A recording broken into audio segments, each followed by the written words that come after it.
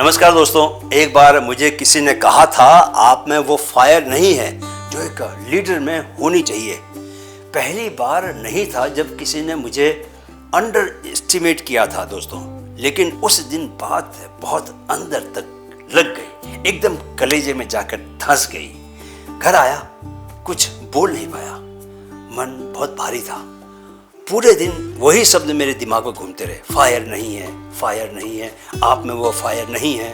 लेकिन शाम को जब मैंने लिखा, सोचा और जब मन के शांत होने पर मैंने खुद से पूछा, क्या ये मेरी इंसल्ट है या एक फीडबैक है जिसे मैं अपने नेक्स्ट लेवल के लिए यूज कर सकता हूँ। बस दोस्तों, बस वही सवाल, मेरा खुद से यह सवाल पूछने वाला पल वही फ्रेम बदलने का पल था।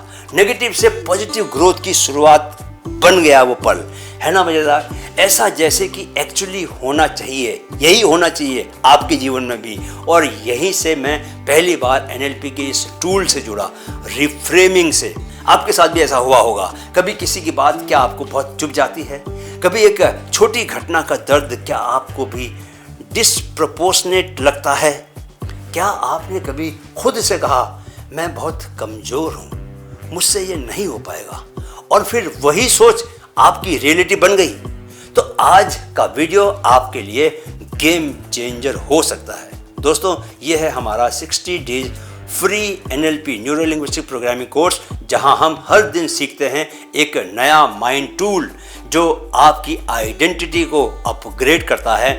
अगर आपने अब तक ये सीरीज फॉलो की है तो सैल्यूट आपको, और अगर आज पहली बार देख रहे हैं तो स्वागत है एक ऐसी जर्नी में जहां आपका सबसे मजबूत वर्जन आपको मिलेगा। हम बनाएंगे आपका सबसे मजबूत वर्जन। पर आगे बढ़ने से पहले दोस्तों, मैं आपका माइंड कोच कैप्टन सुंदरचंद ठाकुर आपका माइंड फिट ग्रोथ चैनल में स्वागत करता हूं।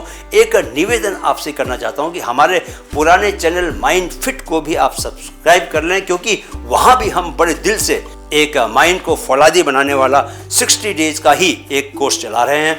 एक बार दोनों कोर्स पूरे हो जाएंगे तो फिर आप देखिएगा आप कैसे मुझे थैंक यू बोलने के लिए आओगे। तो चलिए दोस्तों, अब आज के टॉपिक पर आते हैं। जबरदस्त टॉपिक है आज का, रिफ्रेमिंग क्या होता है। रिफ्रेमिंग का मतलब है दोस्तों, किसी सोच, घटना या शब्द को एक नए नजरिए से देखना। घटना वही रहती है, लेकिन जब आप उसका मतलब बदल देते हो तो आपका इमोशन, आपका रिएक्शन और आपका डिसीजन तीनों बदल जाते हैं। जैसे एक फोटो को अलग फ्रेम में डालने से उसकी फील बदल जाती है ना, वैसे ही हमारी सोच का फ्रेम बदल जाए तो पूरी जिंदगी की डायरेक्शन बदल जाती है। एनएलपी का रिफ्रेमिंग टूल आपको ताकत देता है मीनिंग बदलने की, और मीनिंग बदलते ही इंसान बदल जाता है, खुद बदल जाता है। चलिए जरा गहराई से समझते हैं इस रिफ्रेमिंग के सिद्धांत को। दो तरह का रिफ्रेमिंग होता है, कंटेंट और कंटेक्स्ट। कंटेंट और कंटेक्स्ट। कंटेंट रिफ्रेमिंग क्या होता है दोस्तों? कंटेंट रिफ्रेमिंग होती है कि जब मतलब बदलो तो परिस्थिति वही रहती है। जैसे मुझे सब टोकते हैं, इसे आप नेगेटिव तरीके से भी समझ सकते हैं, लेकिन इसी को आप ऐसे भी समझ सकते हैं कि लोग मेरा भला चाहते हैं इसलिए मुझे सुधारना चाहते हैं। तो ये क्या हुआ? ये हुआ कंटेंट रिफ्रेमिंग, क्योंकि आपने यहाँ क्या किया, कंटेंट को दोबारा से फ्रेम किया है सही तरीके से, पॉजिटिव तरीके से। पहले नेगेटिव था वो, राइट। फिर आता है क्या, अभी कंटेंट था, अभी आएगा कॉन्टेक्स्ट। कॉन्टेक्स्ट रिफ्रेमिंग, इसका मतलब होता है कि उसी व्यवहार को किसी और कॉन्टेक्स्ट में रख कर देखना। जैसे फॉर एग्जाम्पल, मैं बहुत जिद्दी हूँ, यह नेगेटिव लगेगा, लेकिन अगर इसे यूँ कहा जाए कि मैं कमिटेड हूँ, जो बात मैं ठान लेता हूँ उसे मैं करके ही मानता हूँ, उसे छोड़ता नहीं, तो देखो पॉजिटिव हो गया। अब क्या हो गया? ये पॉजिटिव हो गया। रिफ्रेमिंग यही जादू करता है दोस्तों। ये टेक्निक्स बहुत सटल होती हैं, लेकिन असर इसका बहुत डीप, बहुत ज़्यादा गहरा होता है। अब चलिए आपको इसकी प्रोसेस भी समझा दी जाए। एनएलपी रिफ्रेमिंग के 5 स्टेप्स। सोच का फ्रेम बदलिए, जिंदगी बदल जाएगी। दोस्तों एक बार फिर से समझ लीजिए इस चीज़ को। रिफ्रेमिंग का मतलब क्या होता है कि वही स्थिति लेकिन नया नजरिया और पूरी तरह से अलग प्रतिक्रिया, राइट। एनएलपी में रिफ्रेमिंग का मतलब किसी भी बात को झुठलाना नहीं होता, राइट। बात को झुठलाना नहीं होता, बल्कि उस घटना या सोच को एक नए नजरिए से देखना होता है। फ्रेम बदला तो भावनाएं बदल गई, भावनाएं बदली तो व्यवहार बदल गया। अब चलिए इसे हम 5 आसान लेकिन गहरे स्टेप्स में समझने की कोशिश करते हैं, राइट। स्टेप नंबर 1 क्या है? लिमिटिंग फ्रेम को पहचानो, पुरानी सोच की पकड़ को उजागर करो। सबसे पहला काम है कि यह जानना कि आप किस सोच के फ्रेम में फंसे हुए हैं। खुद से पूछिए, इस स्थिति को मैं किस नकारात्मक नजरिए से देख रहा हूँ, किस नेगेटिव दृष्टि से देख रहा हूँ। मेरी यह सोच मुझे कैसे रोक रही है। उदाहरण के लिए आप सोचते हैं लोग मेरी बातों को गंभीरता से नहीं लेते। यह है आपका पुराना फ्रेम, राइट। इसी सोच के कारण आप खुद को पीछे खींच रहे हैं। जब तक हम पुराने फ्रेम को पहचानते नहीं, हम उसे बदल नहीं सकते। पुरानी सोच को पहचानना बहुत जरूरी है, राइट। स्टेप नंबर 2, भावना और असर को समझो। ये सोच आपके साथ क्या कर रही है।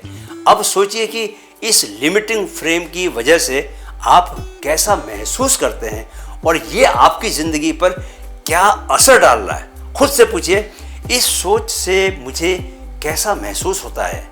मैं क्या करने से डरता हूँ या रुक जाता हूँ। जैसे आप ये पूछ सकते हैं कि आप ये कह सकते हैं, मुझे लगता है कि मेरी कोई वैल्यू नहीं है, मैं मीटिंग्स में चुप रहता हूँ, बोलने से डरता हूँ।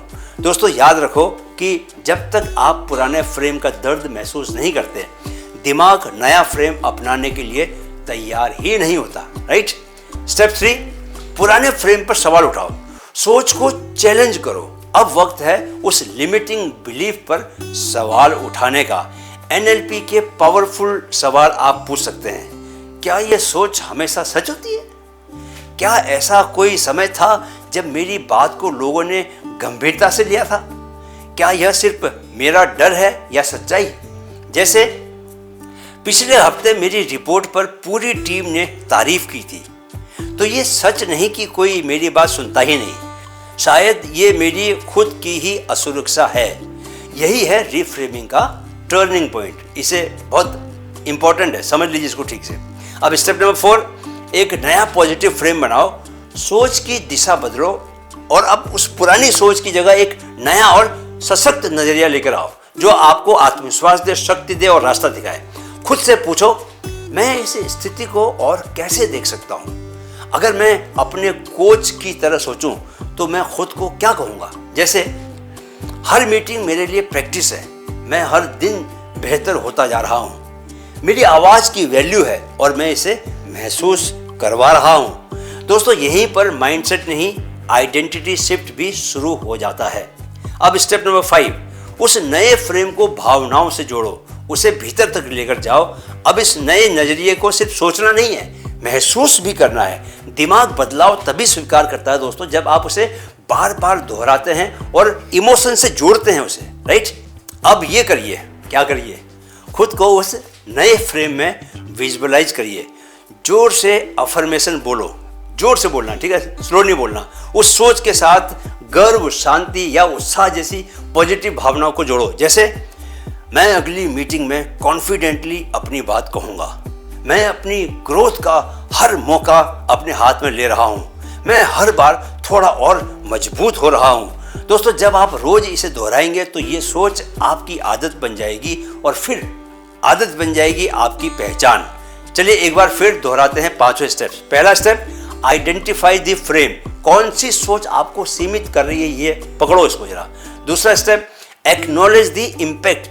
वो सोच आपकी भावनाओं और काम पर कैसे असर डाल रही है, इसको पहचानो।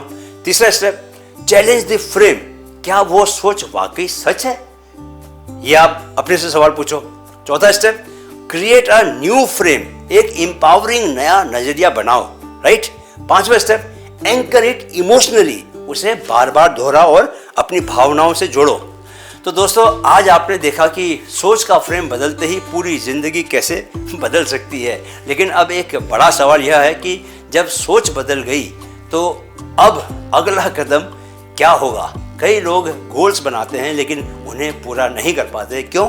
क्योंकि वो गोल अंदर से वेल फॉर्म्ड नहीं होते।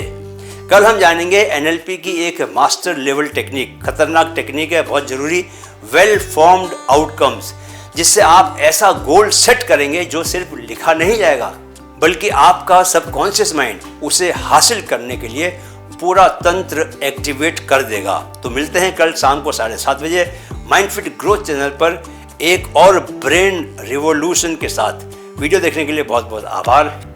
जाने से पहले दोस्तों मेरे साथ मेरे इस चैनल की टैगलाइन को दोहराते चले, मन में है तो मुमकिन है, मन में है तो क्या है, मुमकिन है। जय हिंद।